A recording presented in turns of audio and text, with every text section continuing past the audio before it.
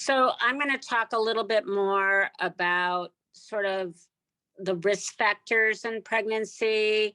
I think one of the most common questions I get asked about is, does pregnancy in a migraine patient, is my baby at more risk? Am I at more risk? What about the comorbidities that many migraineurs have with mood and other episodic or chronic disorders they deal with, and what might happen with all of that? And hopefully fold this back around. And I want to thank Ashley for a great presentation, and Molly for your journey. It was very powerful to hear. Next slide. So as Ashley talked about, it's not okay, and Molly as well, for physicians to turn around, or healthcare providers to turn around and say, well, let me know how that goes and I'll see you in 9 months.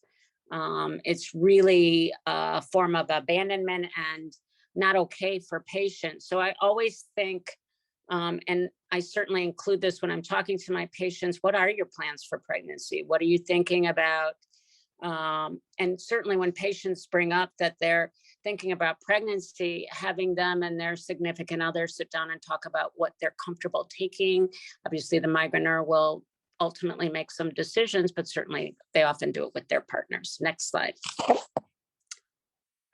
So again, as we know, pregnancy is a symptom-producing event. I've had 4 of them, and again, back in the day, not a lot of options and not a lot of availability. We didn't have neuromodulation.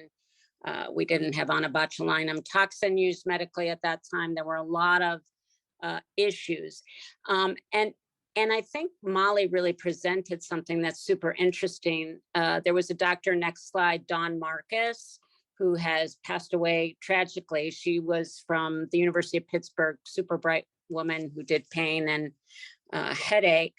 And she actually did this lovely study that sort of helps to predict if you're going to be okay in pregnancy or not. Like, you know, what if you have 6 migraine attacks a month, does that somehow mean that you might be okay during pregnancy versus somebody who has chronic migraine?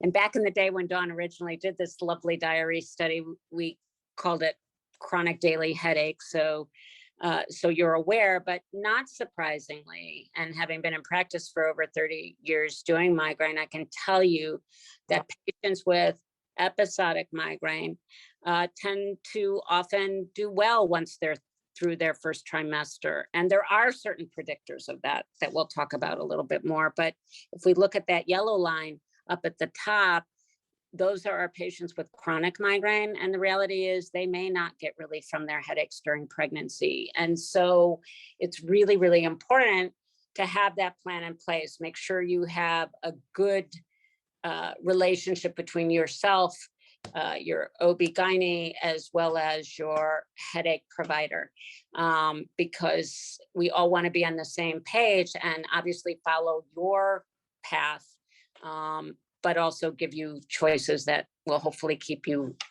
relatively functional during pregnancy. Next slide. Sorry, someone's calling me. I don't understand. What do I do with that now? But okay, hopefully it'll go away in a minute.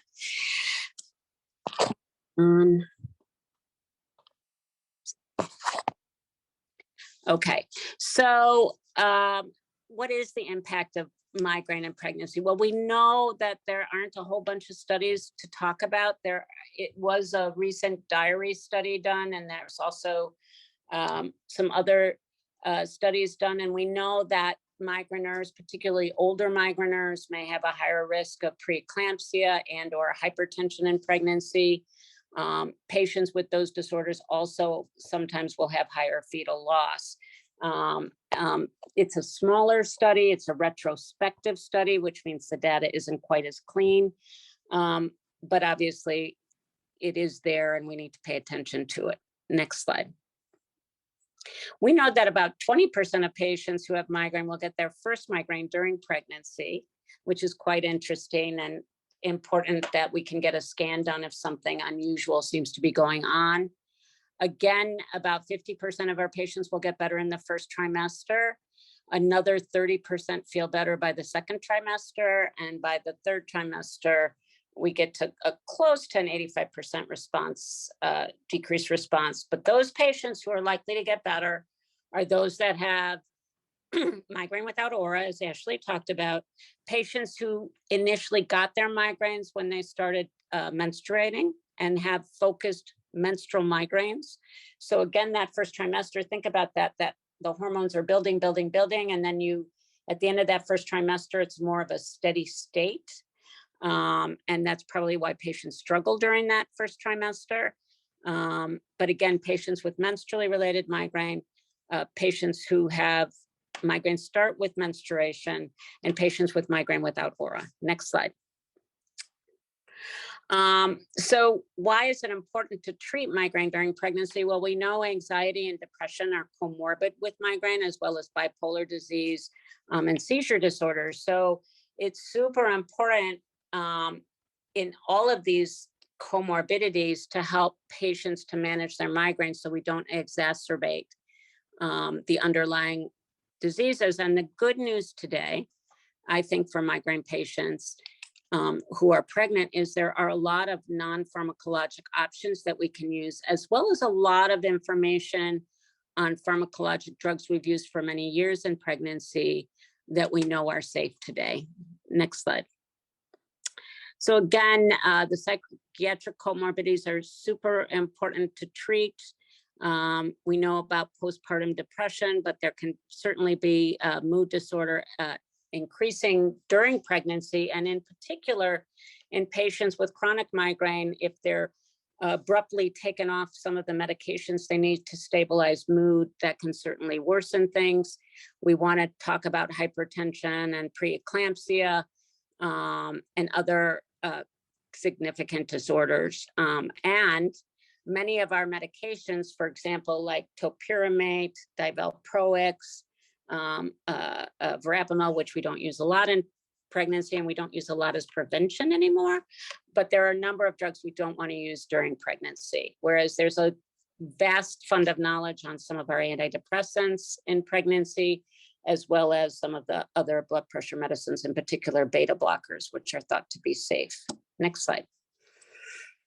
So what do I do with patients? Well, I always initiate a conversation with patients when I'm talking to them, if they're here for their repeat appointment, if their life is changing in some way, where we're talking about having kids. And what I always try to verbalize with my patients is that they get to drive. They get to decide what they're comfortable with and what they're not comfortable with. They can decide to go medication free, and there are many ways to do that. They can decide what medications they'll feel comfortable with. We use at the clinic, we use a genetic pharmacologist at a university setting near us. And somebody might say, well, what the heck is a genetic pharmacologist? And a genetic pharmacologist is someone who's usually in the obstetrics department that looks at the safety of medications in pregnancy. And the nice thing for patients today is that there are a number of apps where you can go yourself to find out that information. So there's a lactate app, and there's other apps to look up this information. But I always try to get my patients to do a consult with the genetic pharmacologist, so they have an idea of what data there is and there isn't, and that way we can talk about it and really share information. And I try to set up a separate appointment for my patients to come with their partners, just so we can all talk together and be on the same page. Next slide. So again, prevalence in migraine and pregnancy is high. It doesn't just go away. And there are lots of things we can do about it, as Ashley shared with you. Next slide. Can you go back one more?